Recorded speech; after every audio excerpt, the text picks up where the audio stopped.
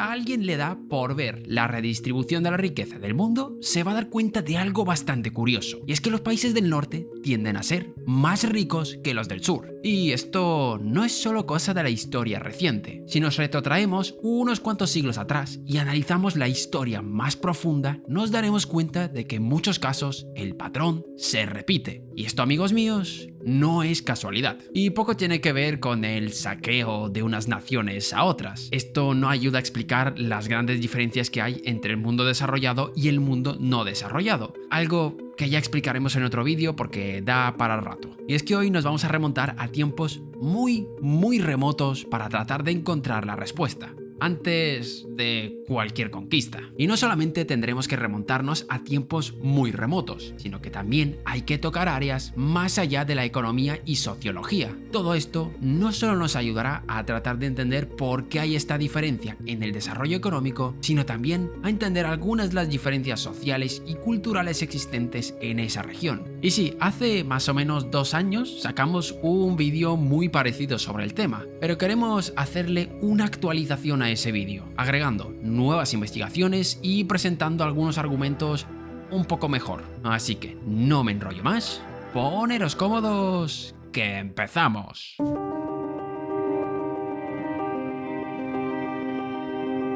Esta pregunta ya se la hicieron varios investigadores a lo largo de los años, y el más destacado de estos es Jared Diamond con su influyente libro Guns, Germs and Steel. Y la conclusión a la que llega a grandes rasgos es que la lotería geográfica ha tenido un papel importantísimo en el desarrollo de los diferentes países. ¿Y por qué? Si nos ponemos a mirar la geografía, nos damos cuenta de que Eurasia tiene pocas barreras geográficas en comparación a África, Australasia y América, algo que de entrada ya nos puede ayudar a explicar algunas cosas, como que moverte a lo largo del continente sea más fácil, permitiendo mayor difusión de tecnologías, conocimiento y mercancías. Pero con esto iremos un poquito más adelante. Ahora quiero que os fijéis en lo siguiente. La distribución geográfica hace que el clima sea más o menos homogéneo. A lo largo del eje este-oeste existen climas bastante similares, algo que permitió la difusión y adaptación de nuevas tecnologías. Al tener cierta similitud climática, se podían aprovechar descubrimientos realizados en una región, haciendo que el intercambio de ideas y tecnologías sea posible. Esto contrasta con la distribución norte-sur de América, África y Australasia, regiones que no tuvieron esas facilidades. El maíz, que se cultivaba en el norte de México y parte de lo que es ahora Estados Unidos, tardó miles de años en difundirse, ya que se tuvo que adaptar a diferentes condiciones ecológicas a medida que avanzaba por distintas latitudes. En el viejo mundo, el desierto del Sáhara representó una barrera más que considerable para que los avances agrícolas desarrollados en la media luna fértil pudieran difundirse en el África subsahariana, pero aunque se hubiese podido difundir este patrón agrícola dentro de África, no habría servido de nada por las diferencias climáticas. Aquí hay que hacer un inciso importante para evitarnos líos. Lo que se conoce como el creciente fértil eran zonas que ahora ocupan Canaán, Israel, Persia o Siria. No eran zonas desérticas como lo son hoy en día. Analizad el nombre Mesopotamia, significa tierra entre ríos y durante más de 2000 años se cultivaban cosas como el arroz, uno de los cultivos que más agua requiere. Fueron las tierras donde se inventó la rueda, floreció el riego y surgieron los primeros sistemas de escritura. Los científicos culpan al cambio climático y técnicas de riego derrochadoras de agua como los responsables de esta desertificación de la región. Pero bueno, esto no es el tema central del vídeo. Volvamos al tema que nos ocupa. Esto de aquí suponía un importante punto de partida para los países, que no solo influiría en el desarrollo económico, sino en cosas como la cultura o la organización social.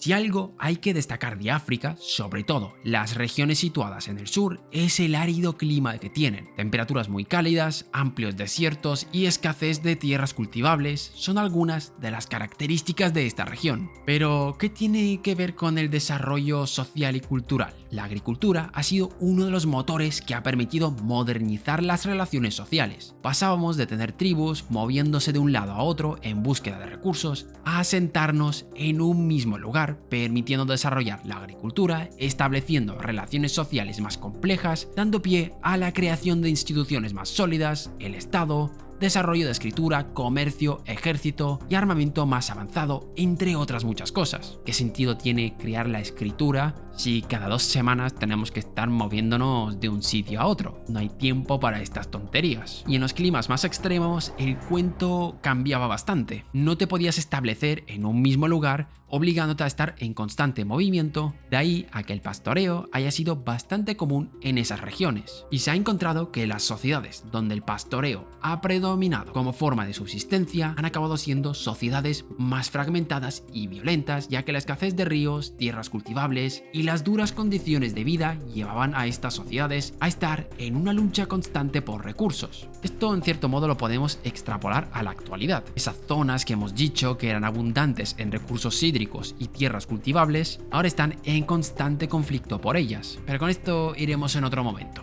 Esto de aquí dificultaba la creación de instituciones más fuertes y complejas, generando sociedades donde había algo así como un conflicto constante entre pequeños grupos, surgiendo la conocida como cultura del honor, que ya comentamos en el vídeo hablando del multiculturalismo, que tenéis en la descripción. Y aquí cuidado con cómo me interpretáis las cosas. En los países del norte, evidentemente, también hubo lucha por recursos y por tierras. Lo que estamos mirando es la tendencia. Es mucho mayor en países donde el pastoreo ha sido la forma predominante de organización social. Y sobre esto del pastoreo vamos a profundizar en un vídeo que sacaremos el mes que viene y además viene con una sorpresa. Ya lo veréis, así que si no os lo queréis perder, suscribiros al canal. Recapitulando, el clima y la lotería geográfica tuvo un impacto muy importante en el desarrollo institucional, haciendo que el punto de partida de los países del norte sea mucho más favorable que el de los países del sur. Como hemos dicho, esto es hasta cierto punto lotería, dependiendo del punto de vista que lo veas. Los continentes al final acabaron formándose de determinada forma,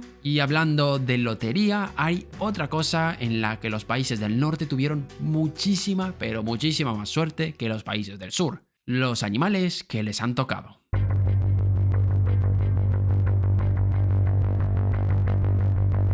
Tan importante como el cultivo de la tierra fue la presencia de grandes animales domesticables. En el conocido como Nuevo Mundo no se desarrollaron los carros de arrastre, la llama de los Andes centrales nunca fue enganchada a las ruedas de juguete de los aztecas, ya que se encontraron separadas por la selva tropical del Istmo de Panamá. Eurasia fue bastante afortunada al tener la mayoría de los grandes mamíferos herbívoros que podían ser domesticados, como las ovejas, cabras, vacas, cerdos y caballos. África, por su parte, tenía el búfalo o la cebra, animales más irritables y difíciles de domar. Creo que aquí no hace falta ni explicar la importancia que tiene en el desarrollo del país. Y no solamente hablamos de la agricultura, ha permitido a estas sociedades tener una dieta más variada, un medio de transporte, una importante herramienta para el desarrollo del campo, entre otras cosas. Por ejemplo, ¿por qué los aborígenes australianos seguían siendo sociedades cazadoras-recolectoras, que hoy en día siguen existiendo, aunque son minoría porque fueron conquistados por ingleses, pero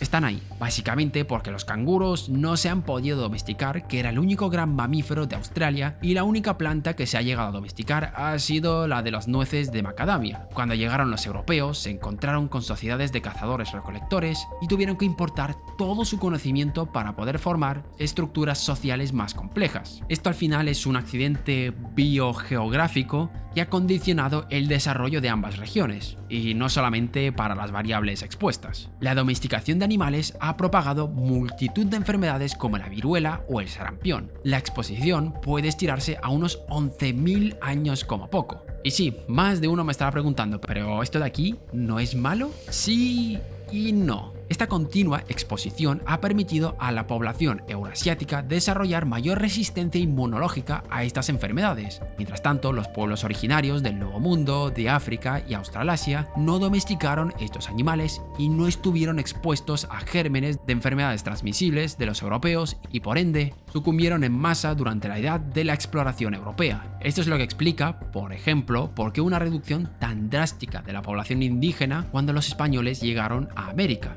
El sistema inmunológico de estas sociedades no estaba preparado para afrontar estas enfermedades y por eso pasó lo que pasó. Y aquí es donde podemos dar salto al punto que hemos comentado al principio del vídeo. Esas regiones han sido más pobres que las del norte y por eso fueron conquistadas. No es que África o América hubiesen sido ejemplos de desarrollo antes de la llegada de los europeos. Tenían sus cosas, Sí, pero los europeos estaban bastante por encima de ellos. Por eso ha sido tan sencilla la conquista. No tenían una organización social tan compleja y mucho menos un ejército tan avanzado como el de los europeos. Ahora bien, alguno puede preguntarse, ¿cómo encaja Estados Unidos en esta explicación?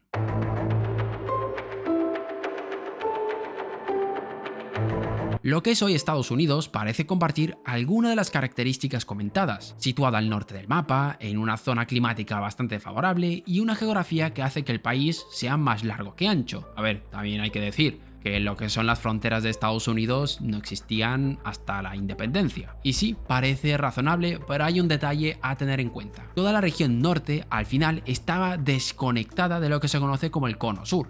Las enormes barreras geográficas que separan las regiones impedían una buena transmisión de conocimientos y tecnología. ¿Cuándo comenzó realmente a desarrollarse Estados Unidos? Cuando llegaron los europeos y trajeron consigo todos sus conocimientos y tecnologías, permitiendo el buen aprovechamiento de esa tierra, ya que desde la invención de la navegación, la barrera marítima dejaba de existir, permitiendo intercambios mucho más amplios. Ahí fue cuando realmente se pudo aprovechar la gran ventaja de las tierras de Estados Unidos, que por cierto, tenemos un vídeo en el canal, algo antiguo, pero no por ello es malo, hablando de la suerte geográfica de los Estados Unidos. Os lo dejamos también en la descripción.